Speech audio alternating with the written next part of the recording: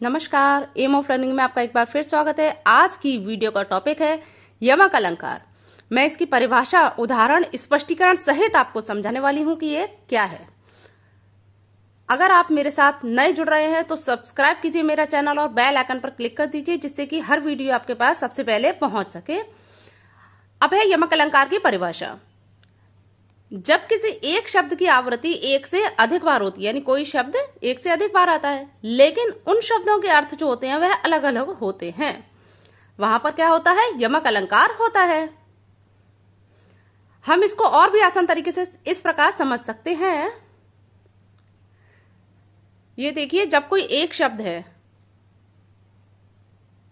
और वह एक से अधिक बार, मान लीजिए शब्द 3 बार आया, आपका एक से अधिक बार आया, और जो है इन तीनों शब्दों का जो अर्थ है, सभी शब्दों के अर्थ जो होते हैं वे अलग अलग ही होते हैं, वहां क्या होता है? यमक अलंकार होता है। अब है यमक अलंकार का उदाहरण।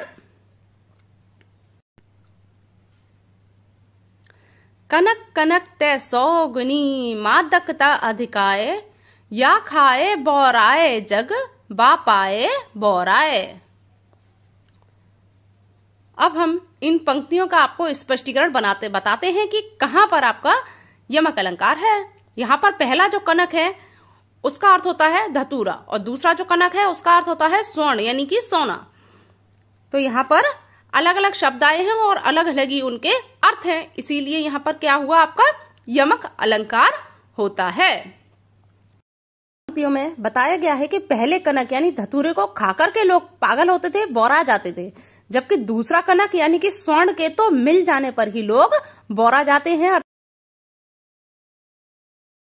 अब हम यमक अलंकार के कुछ अन्य उदाहरण आपको बताते हैं, जिससे कि कॉन्सेप्ट आपका पूरी तरह क्लियर हो जाएगा। यह है माला फेरत जग गया, फेरा न मन का फेर, कर का मन का डार के, मन का फेर। यहां पर मन का शब्द का प्रयोग 2 बार हुआ है। पहली बार मन का जो अर्थ है वह है मोती के संदर्भ में, और दूसरे बार के मन का अर्थ मन की भावनाओं से है, मन की फीलिंग से है। काली घटा का घमंड घटा।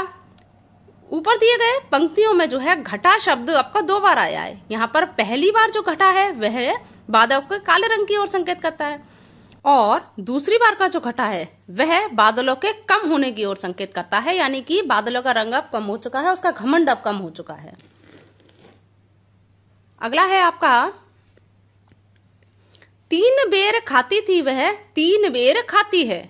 यहां पर बेर शब्द का प्रयोग 2 बार हुआ है। 3 बेर शब्द का प्रयोग 2 बार हुआ है। पहली बार जो 3 बेर आया उसका मतलब 3 बार खाने की तरफ है, और दूसरी बार जो 3 बेर आया उसका मतलब बेर एक फल है जो कि वह 3 बार खाती है।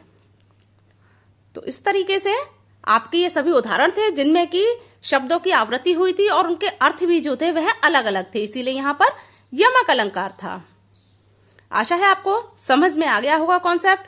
अगर अभी भी कोई दिक्कत है तो कमेंट बॉक्स में मुझसे पूछ सकते हैं, मैं उसका आपको स्पष्ट उत्तर दूंगी। बने रहिए मेरे साथ एम ऑफ लर्निंग में। Thank you. अरे 1 मिनट, जाते जाते वीडियो को लाइक करते जाइए और सब्सक्राइब भी कर लीजिए।